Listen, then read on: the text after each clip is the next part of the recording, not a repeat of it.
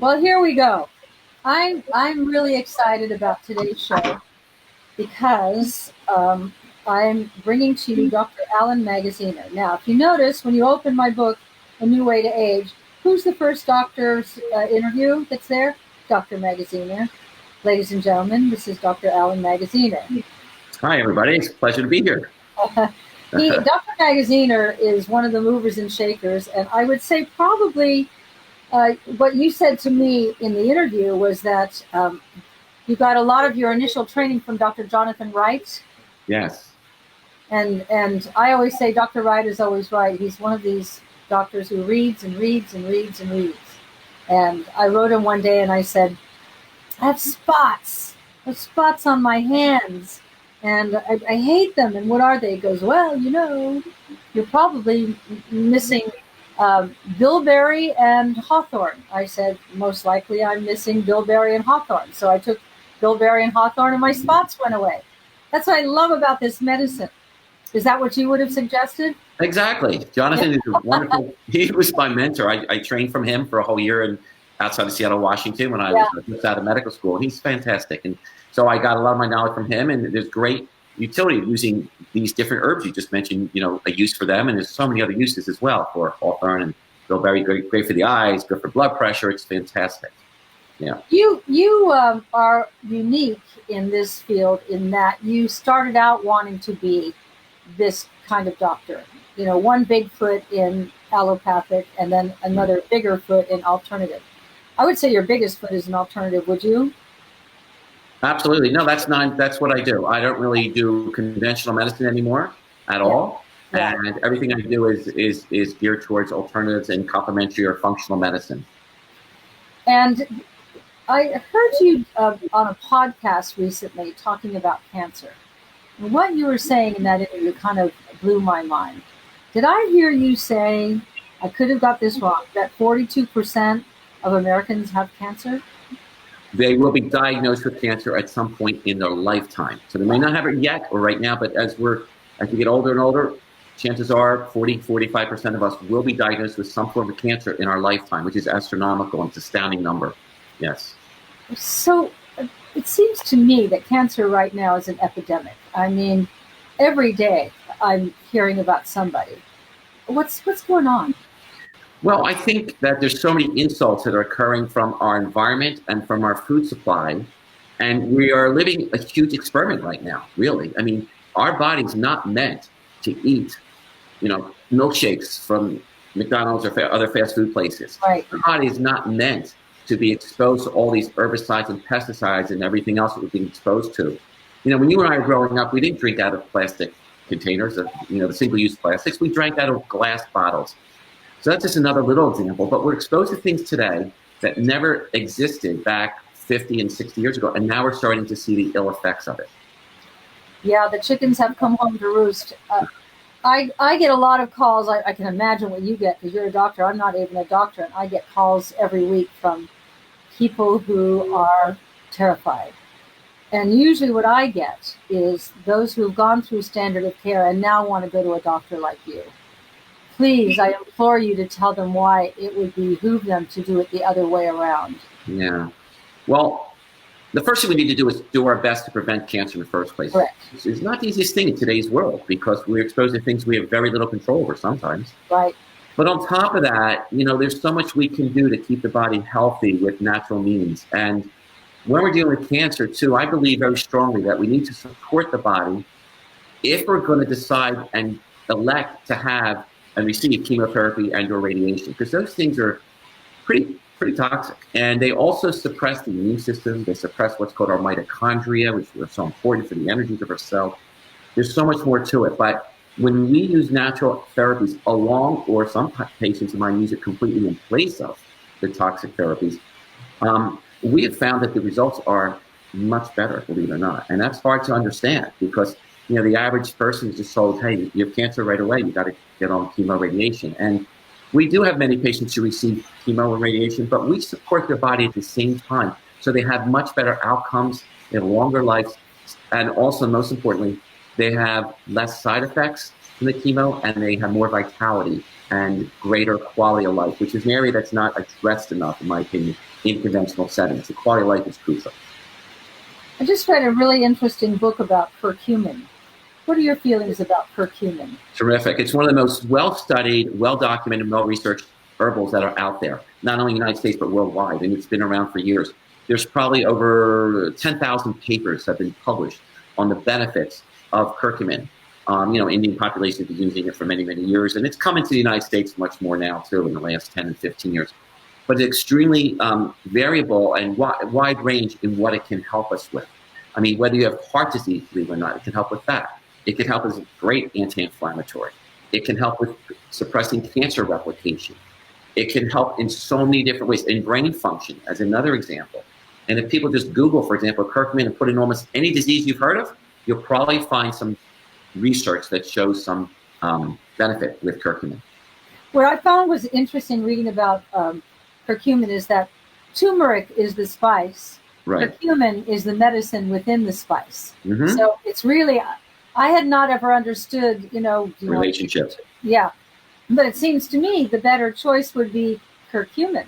Well, that's usually what we recommend. Yeah, I mean, from a therapeutic standpoint, as a physician, that's generally what we recommend, is using fairly good doses and sometimes 2,000 or 3,000 milligrams of curcumin. And by the way, for cancer cases, I go much higher than that. I go to 6,000, sometimes 8,000 milligrams a day. Mm-hmm. But I mean, for everyday use, I think it's a great thing. Just 500 to 1,000 milligrams a day as a preventive measure is terrific. And certainly you can use turmeric in your foods. So turmeric has many components in it, and one of them, which, as you just said, is curcumin. But there's other components in the turmeric that are also healthy and beneficial for us too. But from a physician standpoint, I often will prescribe curcumin, and there's different types, by the way, and some are more absorbable than others, and there's still a debate as to which is the best one. But it is a fairly well-absorbed substance and well-studied, as I said, and we've seen some fantastic results with it. Which brand do you think is the best? I don't sell curcumin. I don't like to give brands, but the generic term that I use is called the BCN95 type. And you so do that's sell curcumin. What's that? You do sell curcumin. That's right. I sell curcumin. I know, but what I'm saying is I sell like different brands of it. So what I'm saying is, from a generic standpoint, what I like is the type. It's the small print on the label that will say BCN95. We have found that's one of the more absorbable forms and one of the most effective forms. Have you ever heard of a medicine called Mebendazole? Yes, Mebendazole, yep, and Mebendazole and a few of those others. Yeah. Wow. Oh, this gets us into an area. So this is really interesting. There's a group of drugs now. It's called the repurposing of pharmaceuticals, repurposing of drugs. Mebendazole is one of them. And what they have found is that some of the drugs that were used, licensed, and approved for other purposes, like many years ago, now may have a new use. And the new use being it may actually help against cancer cell replication and help reduce tumor growth. So one of the ones you just mentioned is actually an anti-parasitic drug. And the one you said, Mebendazole, is actually used mostly in the veterinarian world. But the one that's more commonly used in the human world is called Mebendazole. It's actually basically the same drug. Thing, right. Same thing. Well, you can tell it's dog worming medicine. Exactly.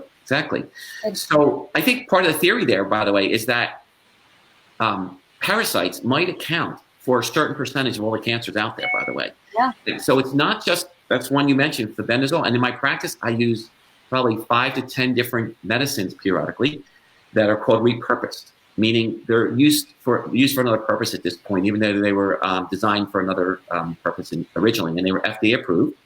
And one another is called metformin, for example. And metformin was used initially, still is used and approved for diabetics. But now we're finding it may have some utility and benefit for cancer and other things as well. So yeah, there's some amazing drugs out there that might be beneficial for us that we never realized before. It's a whole new area that the traditional doctors have never heard about yet. I went round and round with Bill Falloon about metformin because I like to live a completely non-drug life, but yes, I now am a believer in metformin. I really think that if of the drugs out there, that's one that's a good one. Right.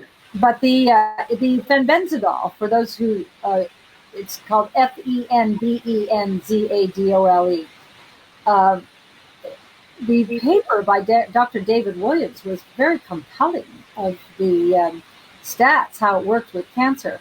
So I was telling that to someone. They said, "Well, that's crazy taking dog worming medicine." I went, "Whoa, wait a minute." It's not crazy to take chemical poison, but it is crazy to take dog worming medicine. I don't know. They both sound crazy. For my taste, I'd go to the dog worming medicine before I go to chemical poison myself. But that's the way I am. I don't blame you. I think I choose the same choices. Yeah, exactly. I'm always looking for the natural alternative, and that's what I like about the kind of medicine that you practice. And what I wanted to do in this book was introduce, most of my reading audience are very familiar with doctors such as yourself, but I always have to assume that my readers doesn't know anything. And you made it so accessible in your interview. A lot of people have commented about your interview. And I think it's because it's what you've never veered. This is what you started out doing, right? Yeah, I started right out of medical school in this field, which is very unique back 35 years ago. I never had a conventional medical practice. So everything I've always done has been geared towards more natural healing. Yeah. And, so drugs are certainly not my first choice. They're more of my last choice. Whereas in conventional settings, it's the first choice, so I was different. I think I thought out of the box from day one. You did. You could have had something to do with it too, didn't she? Yes. So, influenced by your mother? Yeah. So what happened with me basically is when I was about 15 years old, and I'm a little older now, my mother was very, very sick with hepatitis at the time. And she went to various doctors in the area, and they really couldn't help her. So she was sick for quite a while. And eventually a friend of the family told my mom about a doctor who was in New Jersey, in Trenton, New Jersey. She went to see him, and he completely changed her life for the better. He took her off all junk food, said no sugar, no simple sugars, took her off of red meat. She ate other things, chicken and fish and things. But anyhow, and he had her take a whole lot of different nutrients, herbals and homeopathics and vitamins, minerals, enzymes. And I was like, my mother's going off the ladder. She's crazy, So little did I know that within about 6 to 8 weeks, she was a new person. And it helped heal her completely. So not only did her hepatitis clear up, but she had other problems. I'm one of 5 kids, and she had chronic back pain and chronic fatigue and was always ready to kill us, 5 little kids running around. And anyhow, she opened up her own health food store about 3 years later because she was feeling so good that she wanted to tell the whole world about there's another way of healing. There's another way of helping people without the pharmaceutical approach. And by the way, my father was a pharmacist, and I worked in his store when I was a kid also. So about age 18, she opened up a store. I was 18, not her. And I started working there nights and weekends, just in between high school and college.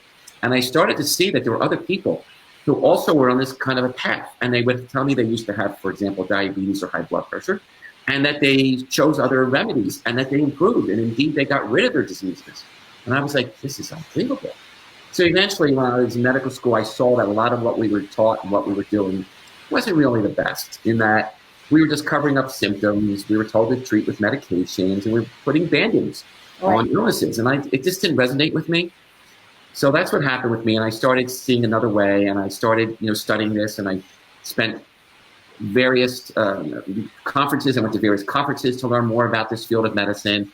And one thing led to another, and I started realizing there was a whole world out there that I was never exposed to in medical school, and I wanted to learn more of this.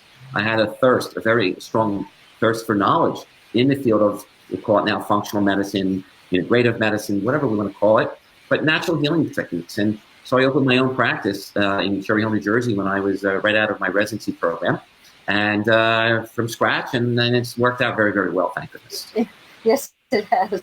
Hey, Suzanne and Dr. Magaziner, it's Caroline.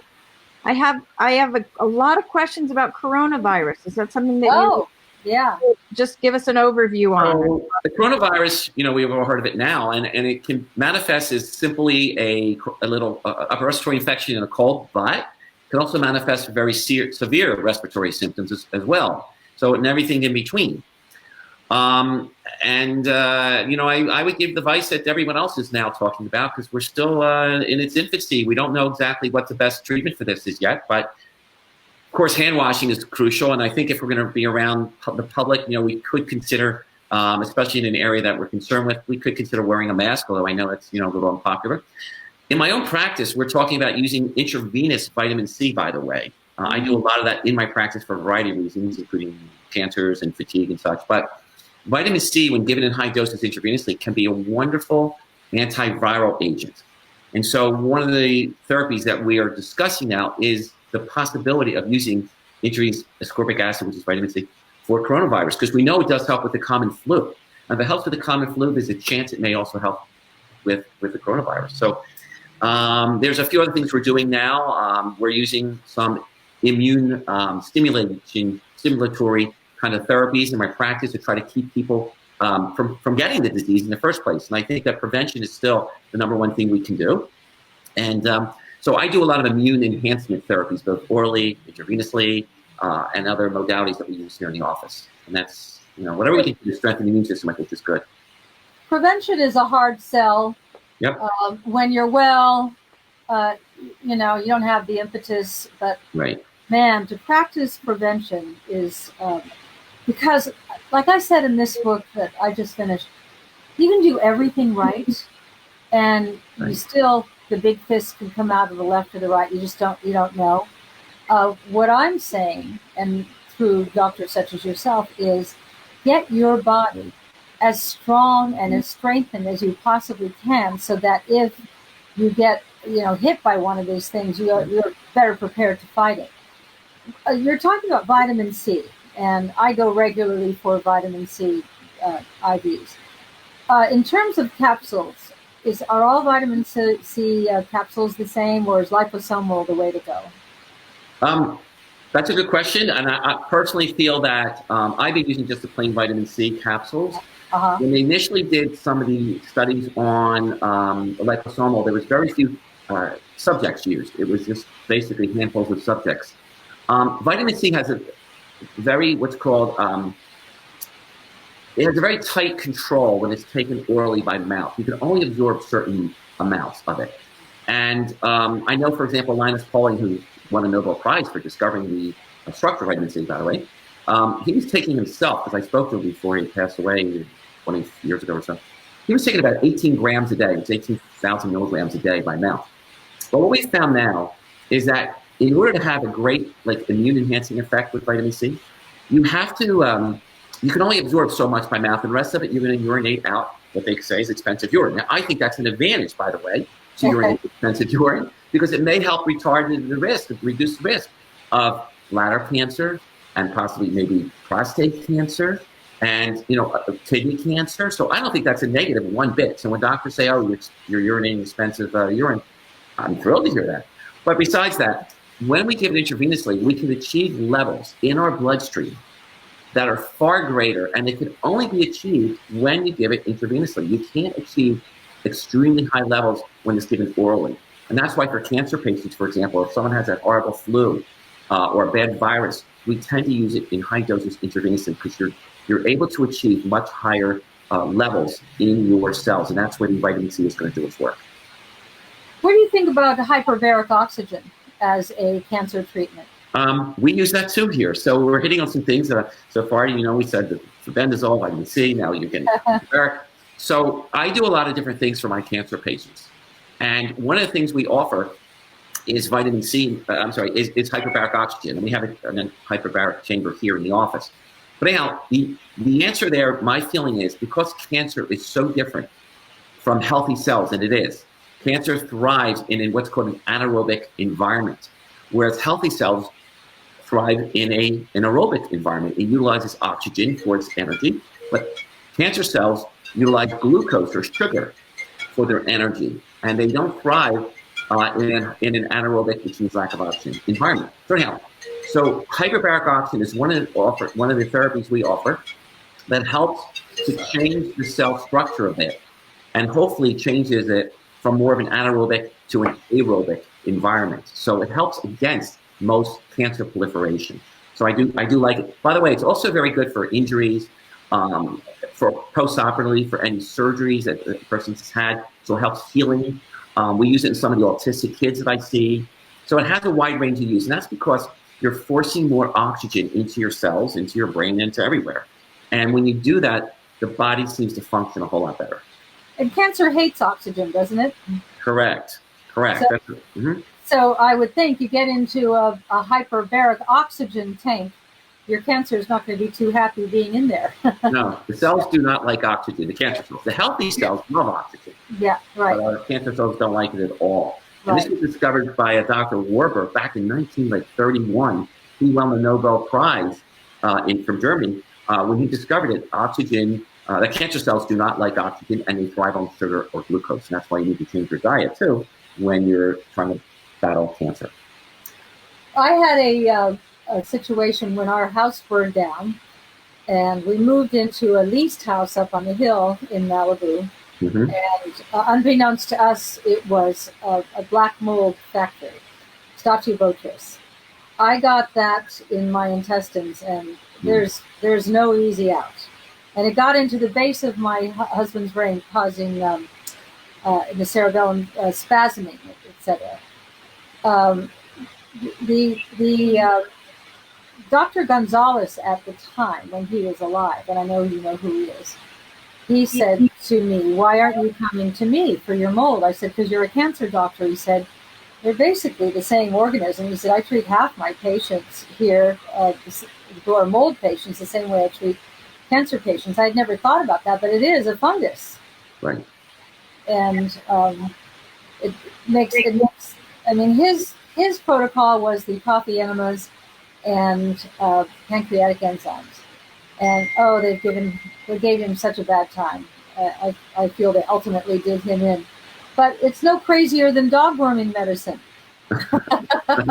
Listen, there's a lot of things we do in medicine that we think are crazy today. We find out years from now that it's the standard of care, and vice versa too. Yeah. Medicine's always evolving, it's changing. You know, therapies that were done 50 years ago, we look at them today and say, what were we doing? What were we thinking back then? So, when people come into your office, what's the biggest complaint you get? Wow. Well, I first of all, I treat everyone from kids who are 2 and 3 years old to adults who might be approaching 100. And I think some of the most common things we see, number one, cancer is a big condition, a big problem today. Obviously, we already talked about the fact that maybe 40-something% of the patients may be diagnosed with cancer at some point. But also, I deal a lot with chronic fatigue and fibromyalgia, and now autoimmune diseases. They've been doubling in our society every 15 years. So there's so much autoimmune thyroiditis, called Hashimoto's. There's Crohn's disease, ulcerative colitis, rheumatoid arthritis. I see all those things because they're so prevalent, and the therapies for these are so toxic. The other areas that I see a lot of, number one, is varying forms of heart disease, whether it be heart disease itself, but also high blood pressure, diabetes. It's rampant today in our society. The diabetics are increasing greatly, unfortunately, because people are getting heavier and heavier, exercising some less and less, but we're eating the wrong foods. So diabetes is increasing greatly. And the next area is growing, unfortunately, too quickly, and that's dementia and brain degeneration. Yeah. And so I see a lot of that, and I also work with patients on that. And we need to get that early. We need to get all these things early before it really snowballs. But everything you just mentioned, to me, starts in the GI tract. Your autoimmune diseases, the initials. You know, kids now brag about their initials. I'm sure you've heard it. I've got ADD and OCD. And you're talking about dementia. But all of that is from chemicals coming in through the 3 portals, whether it be through skincare or the air you breathe or the food you eat. Getting into the GI tract, eating through the barrier wall, leaking out into the GI tract, and then going on a rampage. The fattiest, they want fatty organs, the fattiest being the brain. So when you explain to people that the chemicals get up in the brain, and the brain actually has to move over, shrink a little bit to make more room for the more chemicals, it sure explains why baby boomers now have a 50% increased risk of Alzheimer's, and baby boomers with diabetes have an additional increased risk. Well, it's the chemicals, isn't it? Yeah, so there are over 85,000 chemicals in production today. That's how many there are, and it's growing every year. And most of these chemicals, number one, have never been tested for various toxicities that we're discussing here, such as brain toxicity, which is neurotoxicity and neurodegeneration. They haven't been tested for cancer. They haven't been tested for heart disease. What they test these chemicals for usually is just malformations, like for pregnant women, for example, and some other things. But the point is, we are not exposed to just one chemical. When they study a chemical, they study one substance. But we're exposed to a whole, I call it a chemical soup. We're exposed to 20, 50, 100 at one time. And who knows what that's going to do to us. It breaks down our, as you mentioned, the barrier. It's called the gut barrier. It can also break down, many of these break down the blood-brain barrier, the brain barrier. And that's a real problem. That's partly why today, dementia and Alzheimer's is one of the fastest growing chronic conditions in the world. Not only here, worldwide. And it's also one of the most expensive as well, because people live usually for a long time with it, and they're confined to nursing homes. So it's so tragic for the patient, tragic for the family. I mean, I often think of President Reagan, who in the end of his life didn't know who he had been and who he was. And it steals the life of that person. Absolutely. So anyhow, so the chemicals play a major role, and what it does is, you alluded to, it breaks down the GI tract barrier, and in doing so, that causes more cellular inflammation. And there is a connection between our gut and our brain, and there's certain what's called cytokines. It's the fancy word, but it's their chemicals that we make in our own body as a result of being exposed to the environmental chemicals. And some of these cytokines are extremely inflammatory, and they can circulate throughout the entire body. And someone that might cause arthritis, the next person might cause dementia, might cause Parkinson's, MS. So depending on where it decides to deposit and what kind of inflammation is going on in the world, in our bodies, could determine in part what diseases we develop. And what happens is we create more what's called reactive oxygen species. It damages our mitochondria, which is the energy-producing parts of our cells.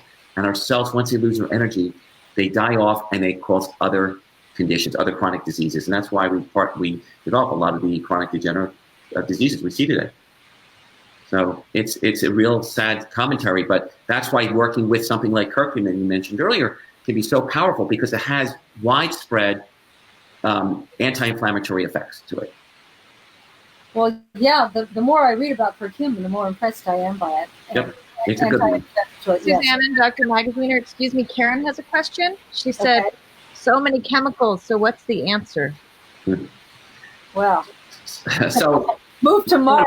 Being aware of the fact, and then number two, what can you do? So you have to take it upon yourself and everyone around you, hopefully, to use less chemicals on your body, for example. So Suzanne sells a line on Suzanne sells Suzanne Organics. They're great products because they don't have all the chemicals in there. They're biodegradable, they're environmentally friendly, they're organic. So that's just one example how, the average woman, by the way, has been found to put 160 chemicals on her body every day of the week through makeup, skincare, deodorants, shampoos, conditioners, whatever. Males, it's about 90 chemicals on his body every day. And if you do that for the next, for 80 and 90 years, you're going to be in trouble. Yeah, you are going to be in trouble. So that's one thing. And of course, even using household chemicals, without naming names, but we should use, once again, the biodegradable types and not the ones that are high in what's called the toxic hydrocarbons. So there are things you can do in your own life. And be careful, if you're buying paint to paint your living room, try to buy some of the more environmentally friendly paints and ventilate your rooms, ventilate your house. Everything Dr. Magaziner is telling you right now is so important. If you want to thrive and survive, you've got to make some choices. And we're faced with choices every single day, all day long. And I always say, at the end of the day, make an imaginary list in your head of what choices did you make today that led you towards the present paradigm of aging, which is not pleasant, decrepit, frail, one of the big three, nursing home, etc., or away from it. Because we are more in charge than we know. So the language that you were just talking about, the language of MS, the language of fibromyalgia, the language of lupus, the language of the initials, is your body talking to you, saying something's not right, something's out of balance. When someone comes to you with autoimmune disease, what's the first plan of attack? Well, we really try to talk about eating an anti-inflammatory based diet, first of all, because foods could be either very pro-inflammatory, such as junk food and fried foods and trans fats, hydrogenated vegetable oils, and dairy products probably are much more pro-inflammatory than we want to admit. And sometimes wheat is as well, because wheat's been changed from 50, 60 years ago, the strains that we're eating today. But I really put them on a basic anti-inflammatory based diet. which includes, of course, mostly almost all organic foods. We talk because we don't want to insult our immune system, and so autoimmune diseases involve a deterioration or a maladaptation to your immune response. So we have to be on eat an anti-inflammatory based diet. And from there, we talk about all the what I call environmental controls that we can use on our, as I said, on our body and our home. And then I use different supplements that are very useful sometimes. And I'm also now using a lot of something brand new called Therapeutic Peptides, which is a whole new area that's expanding right now. Let's talk about therapeutic and therapeutic and targeted peptides. Let's talk about that. Yes.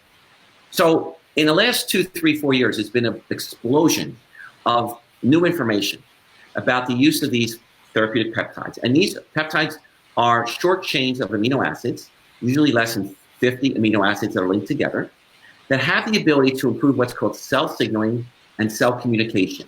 So one of the reasons that why our body deteriorates or why we develop autoimmune diseases, degenerative diseases, is because the body has lost the ability to communicate, the cells have lost the ability to communicate with each other effectively. And when we lose that ability, the cell doesn't divide properly anymore. It's called cell senescence. And when we run into premature senescence, healthy cells begin to die off prematurely. They become like zombie cells. They don't react effectively anymore in our body.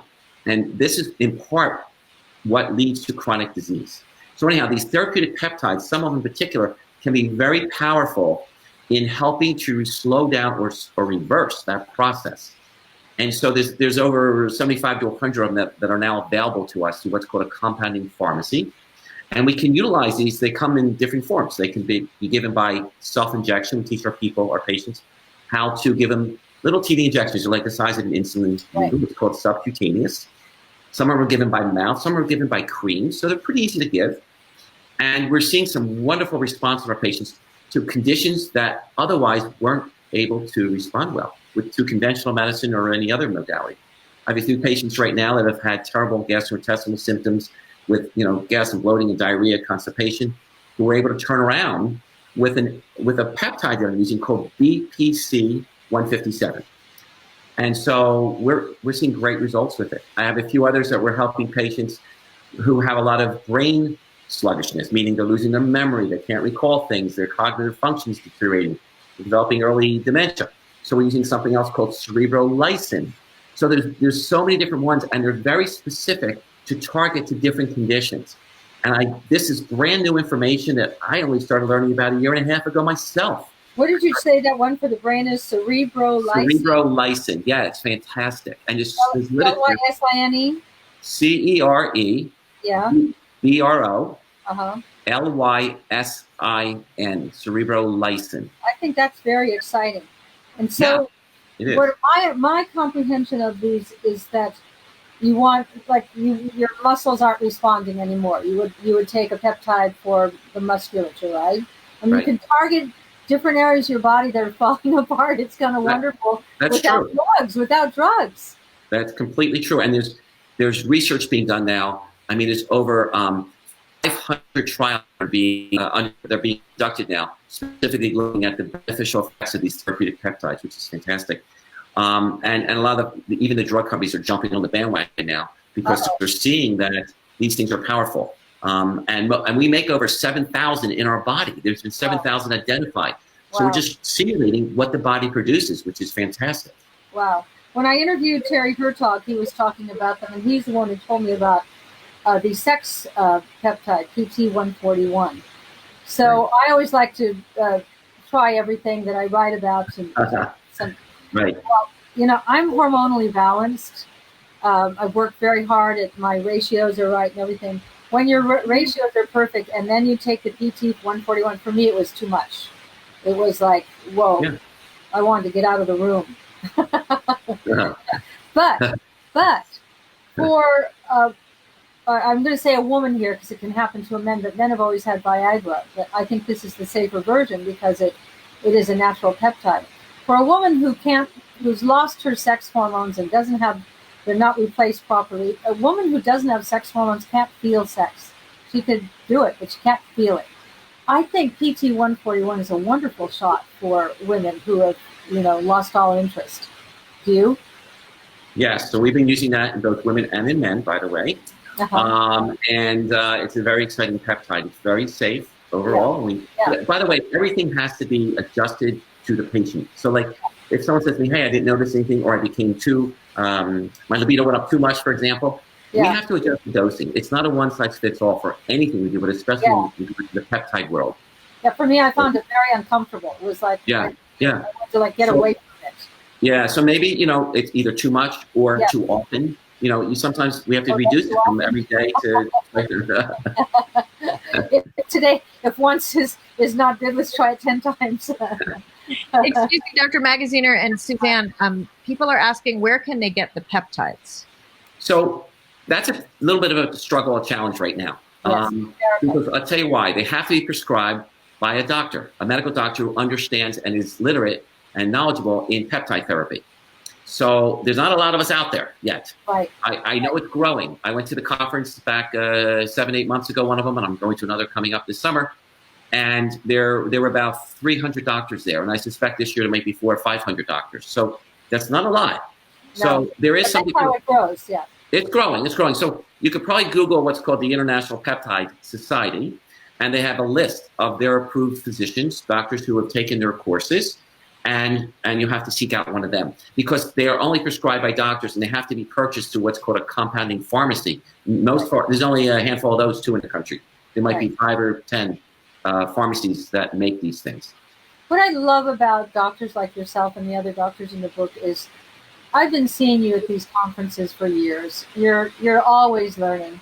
And in today's world, with the fact that we are living longer than we've ever lived before in the history of humanity that we know of, we got to do it differently. The same old, we hit the wall with allopathics. You want to live to 100 years on pharmaceutical drugs, you're not going to be firing. What you're about is to have your brain firing all the way to the end, right? Absolutely. You want to have what's called your lifespan equal your health span. Yeah. And when I see patients, I show them I make up a little chart, and I show them what I mean by that.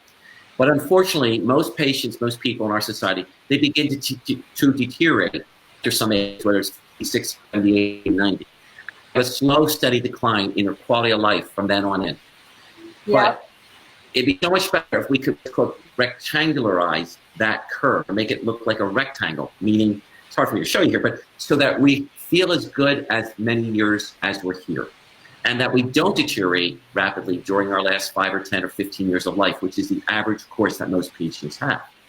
So that's why prevention, and that's why all the things you talk about in your book, by the way, was fantastic. I read the whole thing myself, of course, not only my chapter. Thank you. And I loved what I was reading. I actually took notes on it, Suzanne, because I learned a lot of information from it. So happy. I go into these books as a blank slate. It's always interesting to me what emerges. And one thing that emerged, you just said about cellular senescence. And I had never heard of senolytics before writing this book. Senolytics, do you want to explain what senolytics are? Yeah, they're substances that slow down this term called senescence. But once again, senescence our cells are programmed to divide. Right. But at some point, they're supposed to sort of slow down and stop. What's that, about 50 replications? Yes. So the problem is, in some cases, they stop dividing after, let's say, 10 divisions. That may not be so healthy for that person. So senescence means that the cells slow down and they stop dividing inappropriately, prematurely. And that causes cellular aging. So in longevity medicine, which is what we focus on, and even using some of the hormones does that too, it's a big focus of what I do, we can slow down this cell senescence by using certain agents. So, for example, you've heard of NAD or NAD+, is one of the agents that may help to slow down cell senescence. And then some of these peptides are known as senolytics, which means the same thing. Like lytic means to sort of stop. So, and my understanding of senolytics is that it cleans out cellular debris. And I always have to apply it to like something that I can understand. Like I live in a 100-year-old house. And the oleander is always growing into the pipes, and the pipes get clogged up and mucked up, and then I've got to have the roto-rooter man come, and he cleans out all the pipes, and then the water runs through, and then my house is working better. Sure. Same things happen with our cells, right? We get older and we develop gunk in our cells. Absolutely. And so senolytics help slow down the aging process, basically. And it's a capsule that you take once a week. So it could be a capsule. Those are natural supplement forms of senolytics, but also there's some peptides that help with that as well. And there's some other intravenous things that we sometimes use that also have some senolytic properties to them too. Now with NAD, nicotinamide adenine dinucleotide, are you impressed? Very, very, as always. You can do capsule, but then I've heard of 5 and 6 hour IVs. Why would someone do that? Well, the absorption is probably far greater, especially for those people that may have gastrointestinal problems. So many people we see have, ulcerative colitis, Crohn's disease, diarrhea. You mentioned leaky gut syndrome. These people may not absorb that well and therefore utilize their supplements as well as we'd like.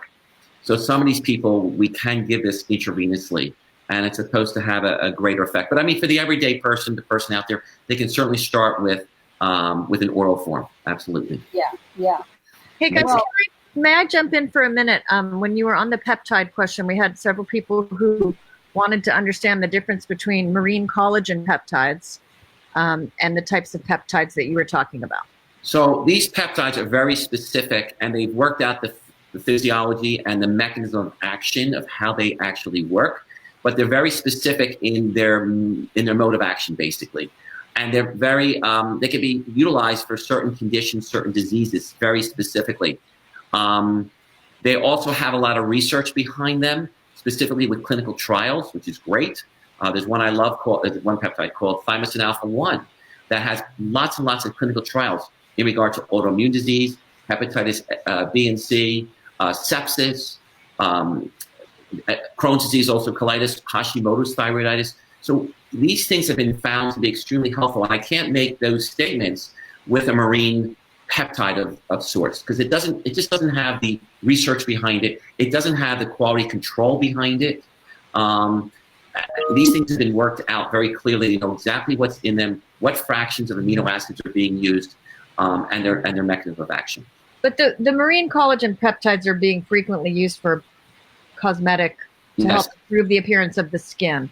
So I think that's what she was asking. Yes. The types that you're talking about are not to help improve skin, therefore. Well, there are some that's used for skin, however.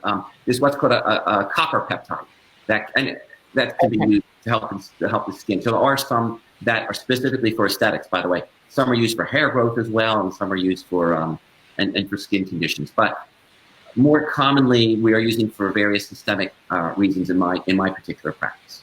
Great, thank you. Mm-hmm. So a patient comes to you. First, you get their initial complaints out of the way, and then I would imagine you start talking to them about diet, because food is our fuel, right? Yes, absolutely. I always say, if you had a Maserati, you'd never put inferior fuel into your Maserati. Look right. Well, I always tell my patients too, think before you eat, and ask yourself, what you're going to eat now, is that going to be perhaps health enhancing or health inhibiting? Yeah. Exactly. And when we do that, people at least will think twice. They won't always make the most well thought out decision, but they at least will think twice before they do it. And we're sort of talking about the same thing. I call it choices. All day long, you're confronted with choices. Really think about the choices. I had this speaking engagement. This man came to my house in Palm Springs who owns nursing homes. And he has a chain of nursing homes now because he didn't like the way they were taking care of they took care of his mother in the end of her life. And so it's compassionate. And he treats all his workers to once a year this weekend of guest speakers, etc. So that's why I came in. So I went out in front of this audience, and it wasn't a big audience. It was a couple of hundred people. Mm-hmm. And I tried to get the collective consciousness. And I said, I want to thank you for the work that you do. And I'm sure every day when you're taking care of these poor souls, you say to yourself, I sure hope this never happens to me. I paused and I looked at them and I said, what are you doing different? And that's because none of those people in a nursing home ever thought they'd end up there. Nobody. You don't. I don't. We never think that's how we're going to end up. And yet, look look at the predominance of people who end up in those nursing homes. So that's what your approach to medicine is addressing. Let's not get to that catastrophic state. Ladies and gentlemen who are watching right now, Dr. Magaziner is one of the new kind of doctors. He's a doctor, but he's also stepped out of the box to learn and continue to learn. He keeps going to these conferences. So when you go to a doctor like Dr. Magaziner, you're going to get state-of-the-art in the new way to do it. Not many doctors know about peptides, the fact that he knows about it. Not many doctors know about senolytics or NAD. So you're a perfect example of who I like to have in my books, because you can really change the paradigm of people's lives. It must be very rewarding to do what you do. It is. I mean, it's interesting. I had a patient in this week. He has high blood pressure, and I saw him for the first time about 3 months ago. Then I saw him a month later, and then I saw him this week. It was my third visit. And I rechecked all his work that was abnormal. I checked, his blood sugar levels, what's called hemoglobin A1C, and a variety of other things. Of course, checked his blood pressure and his weight, because he was very overweight. And I have a medical student with me this week. I have a med student. I get a lot of students that rotate through my office because they heard about this stuff and they don't get exposed to this in medical school. So his numbers improved so greatly. And the student right in front of me and the patient, well, what medicine did you put him on? And I said, I didn't put him on any medicines at all. That's the beauty of this. You don't have to go to the medicine box as your first choice. It should be your second, third, fourth, or last choice, perhaps. But I changed his diet. I had him exercise. I put him on different kind of foods. I put him on some nutrient health, and he's made a tremendous. It has made a tremendous impact in only months. It doesn't have to be 2 years. 2 months. And what an impetus for him to continue on. Oh, it gives him great motivation. That's the other thing. When people see results relatively quickly, it gives them fantastic motivation, which is. In conventional medicine, most times they don't see much of a change. They have a chronic disease, and that's one of my complaints. Traditional medicine does not do very well with chronic diseases. If, God forbid, I was in a car accident, I had a stroke, I would run to the traditional hospital in my area as quickly as I can get there. Okay? But if I'm somebody that's battling a chronic illness, our current medical model, in my opinion, is not the best for that purpose. Because it's not going to get at the root cause. And unless you get to the root causes, you probably reverse that disease. I agree. Yep. Now, excuse me, Dr. Magaziner, a lot of people are asking if you could tell us where your office is. I am in Cherry Hill. Yeah, it's in Cherry Hill, New Jersey, which is about 15 minutes from Philadelphia, about 90 minutes from New York City. So it's a suburb outside of Philadelphia on the other Cherry Hill. And what people need to understand is with a doctor like Dr. Magaziner, the most important visit is that first visit, wouldn't you say? By law. That's when you do your whole intake with your patients and get to know them well and get to understand what they're feeling. Sure. And then after that, it's phone calls and lab work. And I remember when I first started in this kind of medicine, I would call my endocrinologist at the time and I'd say, okay, you told me to, but my leg itches. and she'd say, what are your stresses this week? Because that's that language again. The brain's trying to tell us all the time. We rarely listen. But when you listen, you can, that's prevention. You can get ahead of it. Sure. It's very, yes. They taught us in medical school, they said, listen to your patient. And if you listen well enough, they'll tell you what's wrong and they'll tell you how to fix it as well. The body gives us a lot of information. And a lot of doctors, I feel, don't spend enough also in listening to their patients. They're there, they're hearing, but they're not always listening. I agree. And that's the beauty of a doctor like you. Thank you. I've always admired the work that you've been doing. You've always been there, and I was so happy to present you in this book. Is there anything you'd like to say to wrap up to all these people who have so many? We've been answering questions, but we'll get back to your questions after I answer them on Facebook.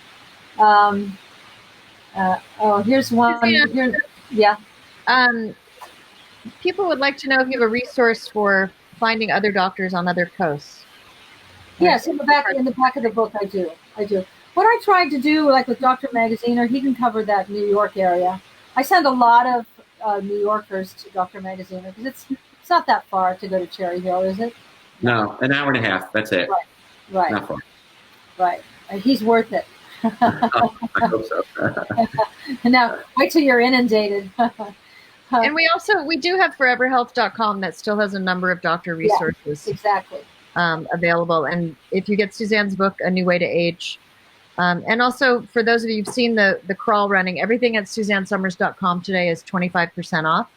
The promo code is SS25. What's neutropenia? Neutropenia means low white blood cell count. Okay. So that's someone, what's that? That's someone that has a hard time fighting disease? Yeah, they generally will have trouble fighting infections, and they'll be more prone to infections as a result of that. So unfortunately, a low white count can make us, predispose us to infections and other diseases. How do you raise up a low white blood count? Well, take away some of the insults, but also improve your dietary intake.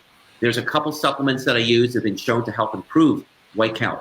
So we use some of these things. There's one, in fact, called Epidemic, which is made from what's called shark alkyl glycerols. It's a big term I just used, alkyl glycerols. But that's been one that I've had some success with boosting the white cell count, because there's not a lot you can do with it. There's no real medicine to boost it too much. I mean, they use certain very strong potent medicines for that when you go to AIDS or something. But for the everyday person, I've been using a lot of alkyl glycerols, vitamin C, and a few other agents too. Well, what I've said all along on this tour is that I know most people are most comfortable with allopathic medicine, meaning here's the problem, doctor, and the doctor says, here's the drug for that problem. And I know that's where people feel safe and it's not radical. But if you're like me, if you're like Dr. Magaziner, and you would rather go natural first, because you can always go back to allopathic, but usually it's hard to go in the other direction. He's the doctor for you. This is the book for you. This is the ship that we're talking about. That's the ocean liner that's been turning around for 25 years now, and I think we're starting to see the other side of the ocean now. I'm excited about it. We both have had Suzanne, if I could just ask one question. Eileen had this question, and it's actually a personal question for me too, because I have a family member who's dealing with cancer and is in chemotherapy right now, and she was advised by her doctors not to take any supplements, to stop taking everything because it can counteract the chemo. And I said, well, did you ask specifically? Because just to say all supplements, that seems like a lot. So, and Eileen has this question too. So can you expand on that a bit? Yeah, unfortunately, it's a very common question I get asked, and I answer that as I will now. So first of all, I will tell you that 90% of conventional doctors, including oncologists, have very little knowledge and very little interest, first of all, in nutrition, and very little interest and knowledge in supplements. There is no good documentation to say or to show that most of these supplements will interfere with standard chemotherapy. And in fact, there's a Dr. Kedar Prasad. Dr. Prasad has written a whole book dispelling the myth that nutrients and supplements will interfere with traditional chemotherapy treatments. He's published many papers on that as well. And in fact, in regard to intravenous vitamin C and other intravenous things that we use here, there's absolute evidence showing that most of the time, the C will help to work synergistically, will work along with standard of care chemotherapy, believe it or not. It actually helps reduce the side effects and helps it to work more effectively, even though we're all told, don't take it. So, in fact, some of the major hospitals now are doing clinical trials on the effect of vitamin C plus standard chemo versus standard chemo alone. And they're showing the pilot study so far, the University of Iowa is one of the major universities doing it, Cornell University is doing it, I think Michigan's doing it. We're seeing most of the time, these pilot studies are showing beneficial effects in those who are taking the vitamin C intravenously along with their chemotherapy. They're living longer and they're living healthier. So do you alternate on the days that you're not doing the chemo? Is it weekly? Yes, I don't give, yes, I tend to do that. I will give it on different days, absolutely. Most times, but it would only back it up that it would, strengthen the body to be able to. It does, because you're damaging the immune system when you're utilizing the chemo alone. And if you don't do anything to support the body, at the same time, the patient's suffer. They really, really do. They don't get their vitality and their strength and their energy back, and they don't do as well. Yeah, there's I always, friends of mine who have beat cancer, they've taken the chemotherapy. It never lasts very long. I hate to generalize about that, but it always seems to come back, because how can you bombard the body with that kind of chemical assault and then expect a good result? Recurrence is a real problem. Yes, right, exactly. Well, this has been a wonderful conversation. I think that everybody feels lucky that they get to listen to your brain today. And I'm so proud to present you to this audience. It's not a new audience to you. I'm sure they've been aware of you, but I really enjoyed this conversation, and I've enjoyed our friendship over the years, and keep on learning. Yeah. Keep on learning. We need doctors like you, Allan. We need you badly. Yeah. I can remind everyone, Suzanne's book is for sale. The link is on our website. You can find it there. And everything at Suzanne's site is 25% off today. The promo code is SS25. You can find Dr. Magaziner at drmagaziner.com, and you'll find his phone number there as well. I'll let you sign off, but thanks for joining us. Dr. Magaziner is a great show. Thank you, Caroline. Thanks for inviting me, of course. Thank you. And thank you so much for everything you do. I can't wait to read your next book as well, but this one was your best. I read 10 of your books now, by the way. Wow. I do think this is the best one. And this one was really good. I really enjoyed it. So thanks for what you're doing. Thank you. It is, I always say passion, you don't choose passion, it chooses you. That's how you became who you are, and that's why I'm doing what I do. All right. You have a good day. Thank you for your time. Great. Your time is valuable. And thanks so much for everything. Have a great day, too. Appreciate everything you're doing. Okay. Bye-bye. Bye-bye.